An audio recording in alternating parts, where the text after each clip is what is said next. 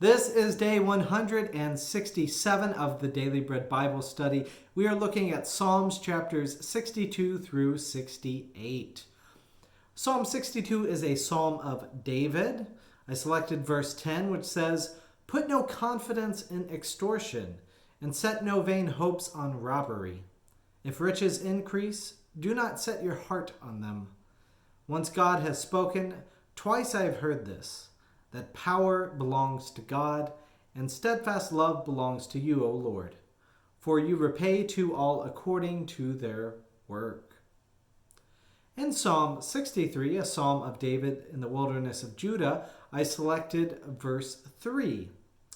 "Because your steadfast love is better than life, my lips will praise you." And this reminds me of when I was at Texas Lutheran University, and they had something called Morning Strings where they would play this liturgy. And as part of that, they used Psalm 63. Now, this statement is directed to God, and I also apply this to my faith, especially towards God's redemptive work in Jesus. God's steadfast love endures beyond my death or my life, and this is something that we can always give thanks for. Moving on to Psalm 64, it's another psalm of David. I selected verse 2, which says, "Hide me from the secret plots of the wicked, from the scheming of evildoers."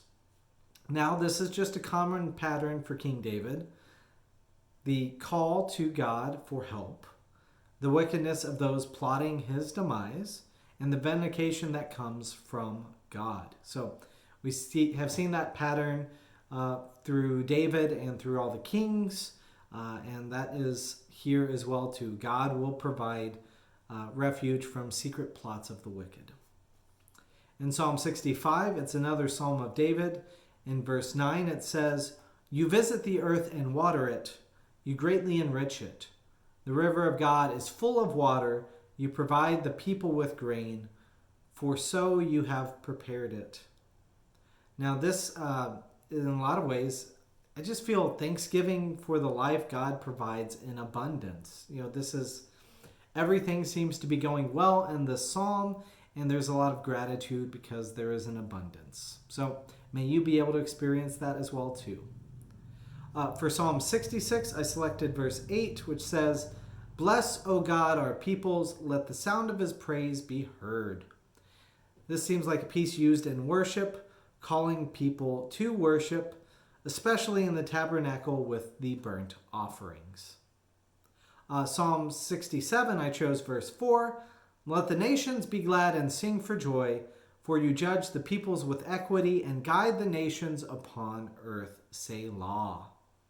So, very true. And the last psalm for today is Psalm 68, a song of King David. Starting in verse 5, I selected, "Father of orphans and protector of widows is God in his holy habitation. God gives the desolate a home to live in. He leads out the prisoners to prosperity, but the rebellious live in a parched land." So God is the God of justice for the needy. Orphans and widows are vulnerable. They are, people who are vulnerable in their society, which in that society revolved around males being agents to provide for families. So if the father is not there, so then people become orphaned. If the father is not a husband for a spouse in this society, then they become widowed and without means to be provided for. But that's why it says in verse 5, "Protector of orphans," or "Father of orphans and protector of widows." Anyways, is this a lot of it brought on by the ruin from warfare?